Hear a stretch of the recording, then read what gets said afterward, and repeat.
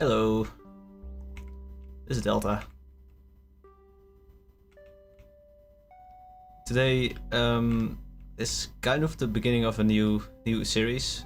It's kind of new, not really new, but yesterday I was kind of reconfiguring my channel a little bit. Because I was having a little problem. Every time I was recording a video for this world, like the kind of let's play videos, it felt really weird to do because on the one hand I was kind of just wanting to completely do it unscripted and without a plan, but on the other hand I felt like I had to like achieve something that episode, like in similar to like a let's play format. So yeah, that was kind of, it didn't really work. I was kind of trying to do two things at the same time, and I started thinking about it, and then I realized I actually have two video formats in there, because I mean, I've heard that people like videos where it's just talking out loud and just walking around. But on the other hand, people also like the let's play format, and I was trying to combine them, but they should be two separate things, so I'm trying that out. I want to try out that I do the let's play kind of videos exclusively on streams, and just make like little like shorter streams of like 1 hour, so people can also watch it afterwards if they want. Not too long, but like there I can do the like build stuff and everything like that. And it also gives me some more freedom because I can also do like things like digging stone and stuff like that. But for the unscripted videos, I can just record videos like this, like I'm doing now, and they can be a little bit shorter. So I really like that, and interestingly, that's a broader thing I ran into other times as well, and which is fun to talk about today, I think. And that's yeah, when you try to, how do you even explain that? Like, this was a good example. Basically trying to have basically having two focuses, focusing on doing two things, and that kind of taking away from both of them because you're being pulled in two directions. And it's also something I've seen in other places, like even when you like program, whenever your code doesn't really completely fit the concept in real life you're trying to capture. Like, for example, you're trying to represent a car in code. When it doesn't entirely match how a car is in real life, you get problems later down the line.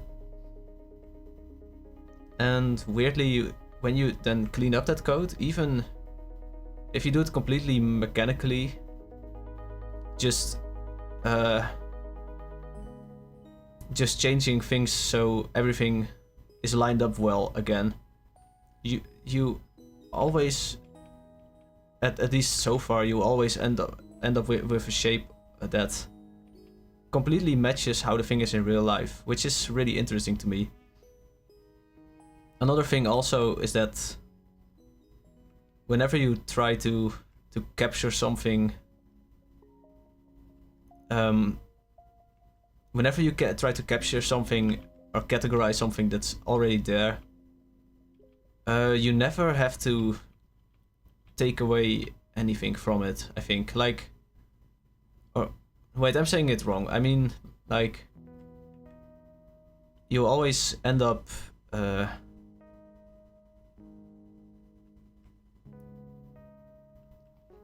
like, I'm a bit lost for words.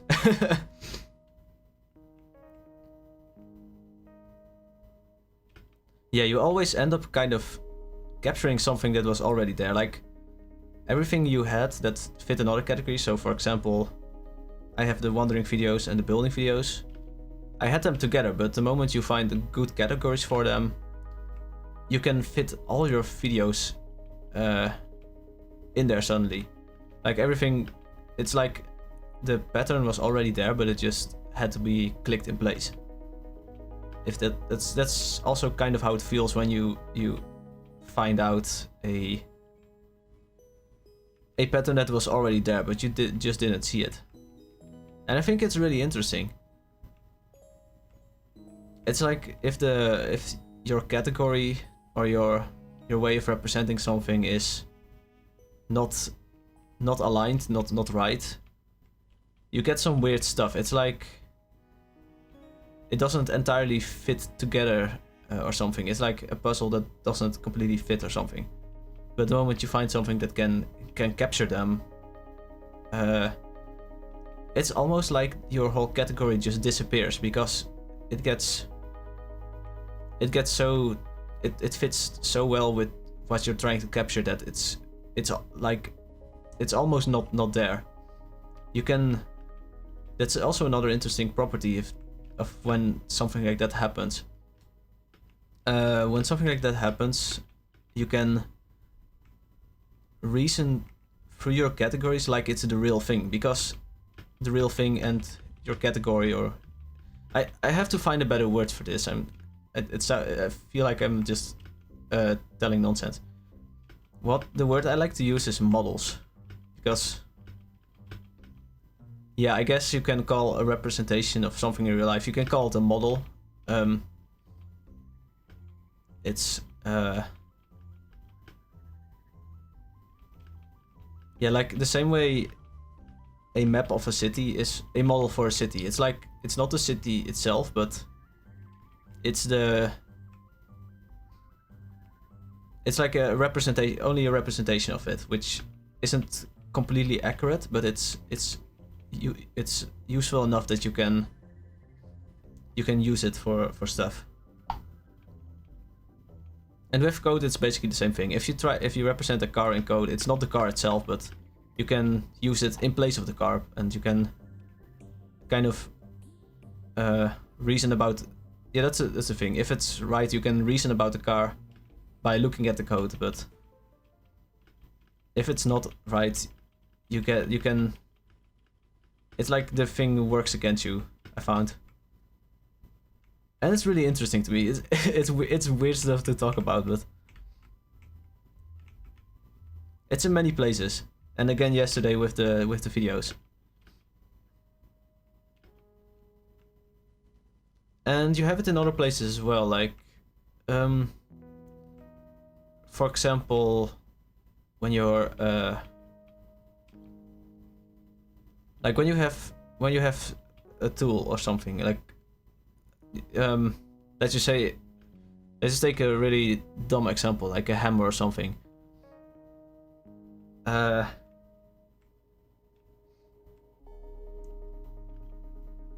Yeah, like if the tool is properly aligned to what you want to use it for, it will feel like the tool is kind of an extension of your hand. But if the hammer has like extra stuff on it that you don't need, or like it isn't like stripped to its essence, it will feel like it's too heavy, or it will work against you, or not feel natural. That's the thing about it. When a model is aligned to what it's modeling, it's everything about it feels natural. Yeah, as I said, it kind of disappears.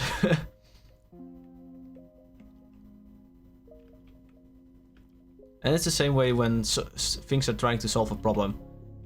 I was kind of, yeah, I have a whole task management system for myself that I made, because I'm extremely easily distracted, and like I don't keep track of stuff very well. If something is not in my attention, I basically forget it immediately. So I need something to like let stuff to do and like things on my calendar pop up once in a while. So now I have something that I'm pretty proud of. I really like how it works. It's worked great so far. And it was the same way. The moment I had kind of a shape that at some point you get a shape that can kind of fit everything you need it for. Because before that, a problem was that every time I didn't do a task, it kind of got lost because it didn't pop back up again at a later point.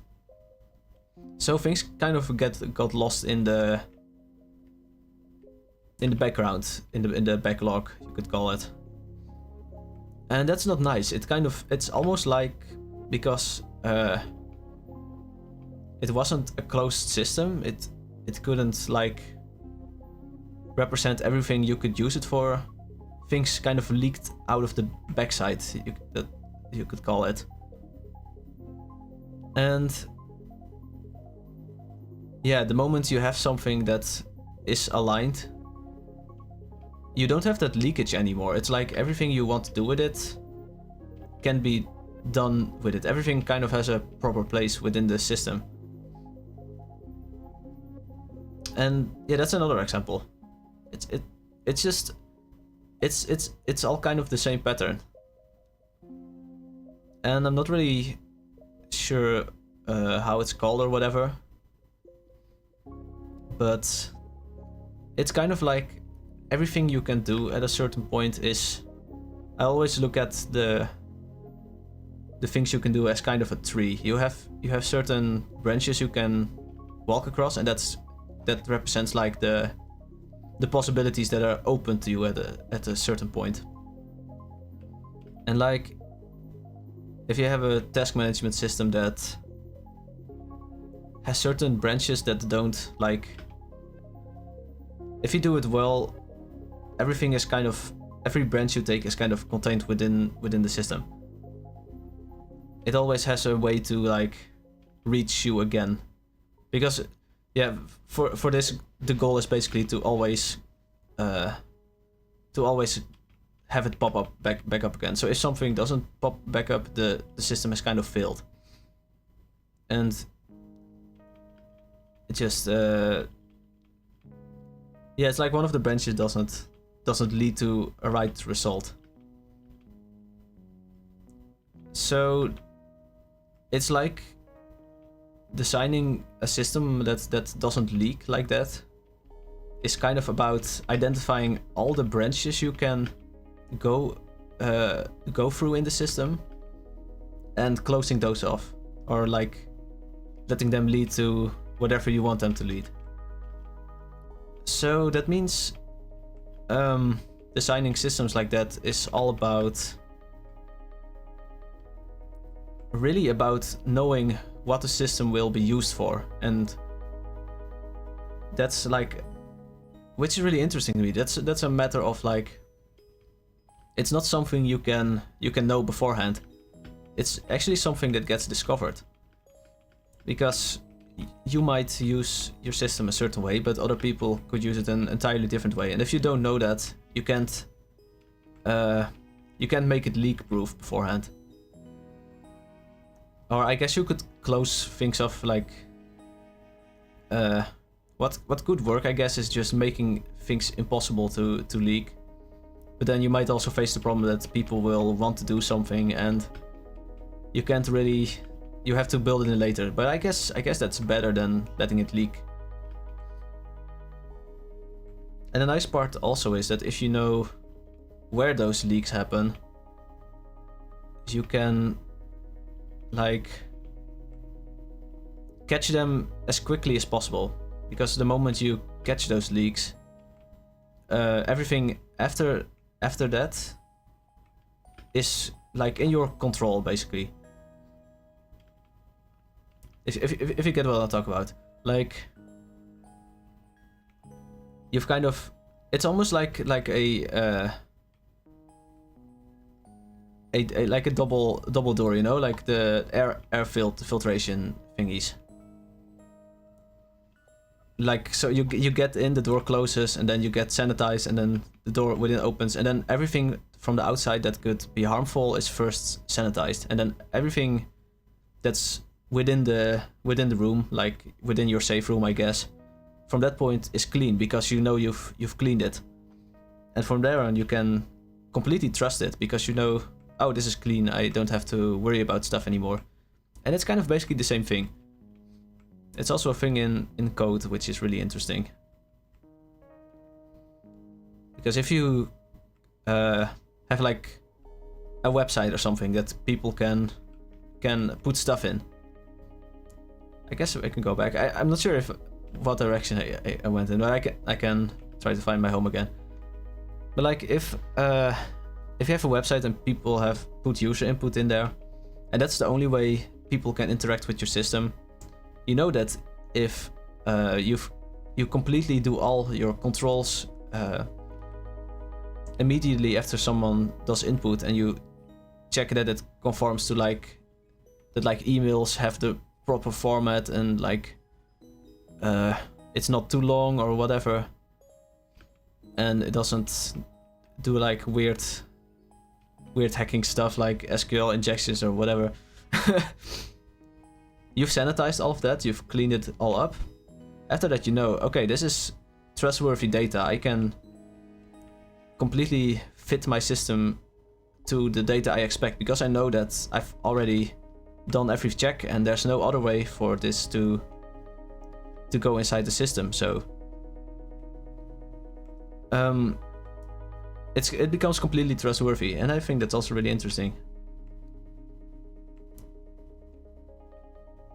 It's kind of the same thing. It also has to do with systems leaking or not.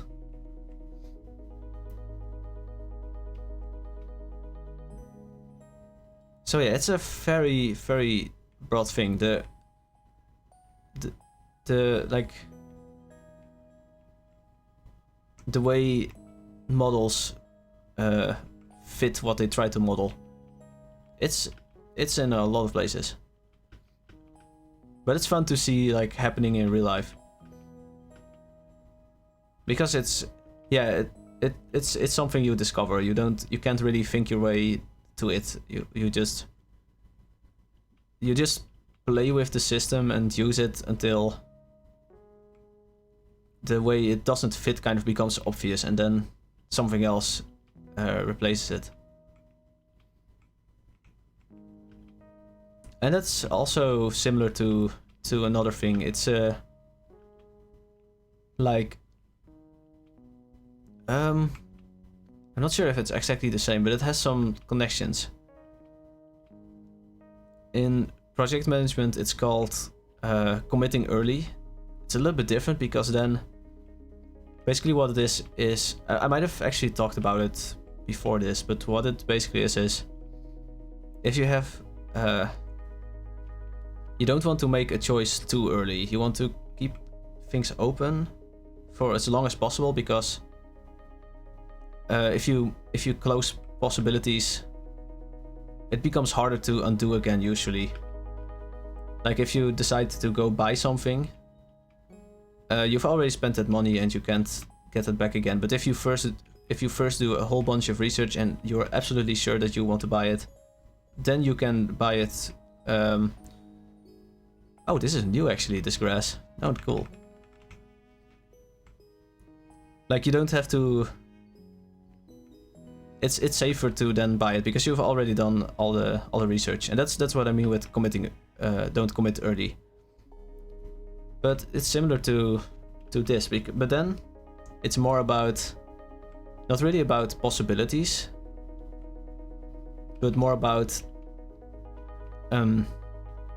putting a wrong model on something. If you have a model that doesn't completely capture what you're trying to, if you have a model that doesn't completely represent everything that can happen within your system, then you kind of force things into what it's not, and that's also not nice, because then you also get, usually what happens is then you also get like leakages and stuff like that.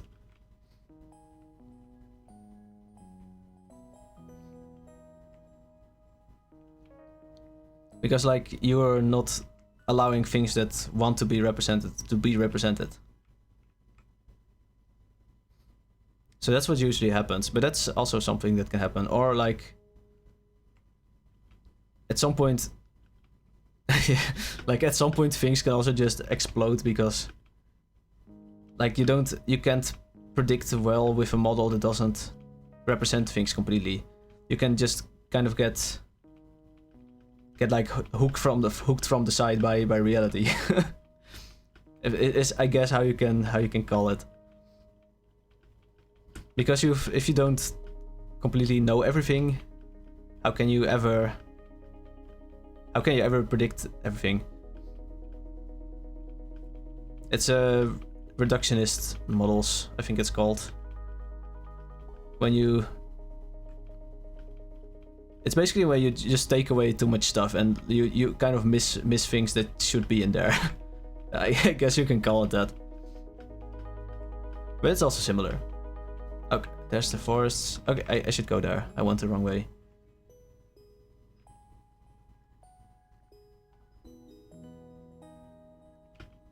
Also interesting about it is that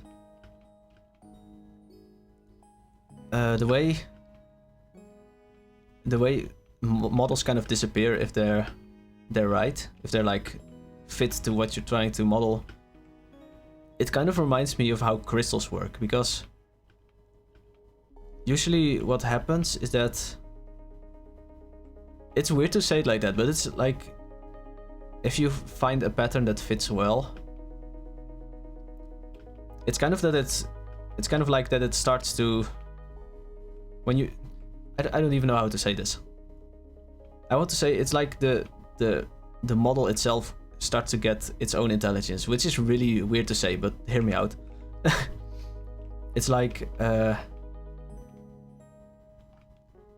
yeah, when you want to like do new things with it, you like, for example, you want to add something to it, but then you find out, hey, my system already really easily allows me to add this, which is not what you would expect. Usually you think, oh, you have to like make room for it to add it, but when your system is properly aligned, it's like it's already open to be added for you. It's like the system says to you, okay, oh, here you go, I already accounted for this, even though you didn't know yet that you would need it. But it's just because it's yeah, because like I think what it is that if you strip everything to its essence, you get like empty space where things can kind of be I don't even know why it is, but it just happens. I've had it happen before. I guess how you can just easily call it is that it's you make your system extensible, but it's really weird when you don't expect it to be that. And that's how it kind of reminds me of crystals, because it's like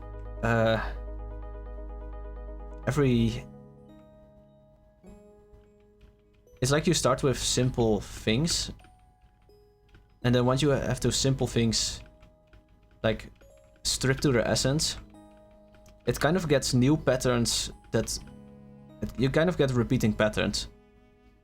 Like I can't really think of an example, but like yeah, it's basically that.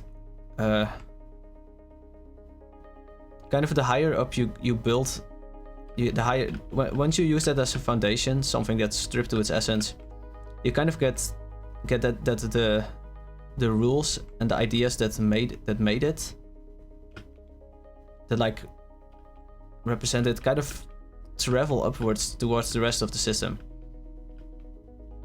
And it's really weird, but it reminds me of crystals. I wish I could explain it better, but I don't really have the best words for it. But at least that's how it feels to me. And I think it's really cool. It's super interesting. And yeah, the whole reorganizing of my channel yesterday reminded me of it.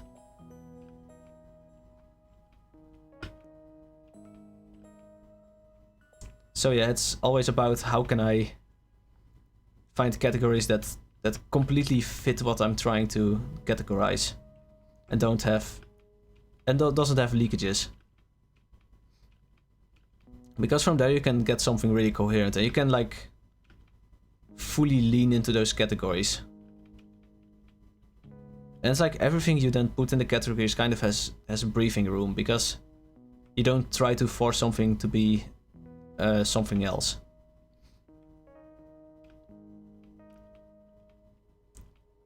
Because that kind of pressure it's basically waste. You can't really fully lean into stuff when you have that kind of pressure pulling at things. It's also the same way with brainstorming. There's a reason. I might have also mentioned this in an earlier video, I'm not sure. But when you're brainstorming, there's a clear step between idea generation and idea selection. Because if you combine them, you kind of worsen both, because then you don't have a big pool of ideas to choose from. And because of that, you get worse ideas. It's also similar to the don't commit early idea. But then also, that also counts for when you're categorizing something.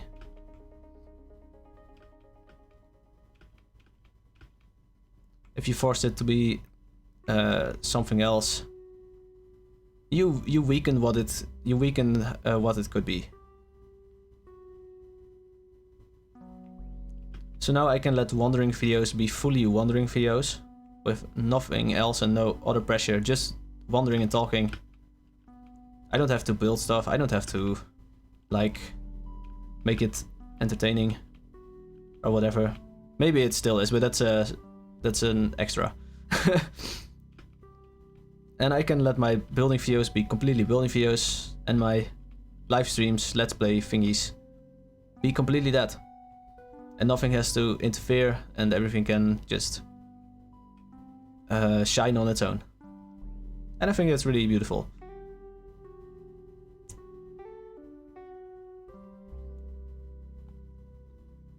And we're back home. So we can also end it here. I want to make it to keep it between 20 and 30 minutes. So it's perfect timing. So yeah, I hope you enjoyed this big rambling fest. And so yeah, I'll see you in the next one. And I hope your day is absolutely wonderful, and goodbye.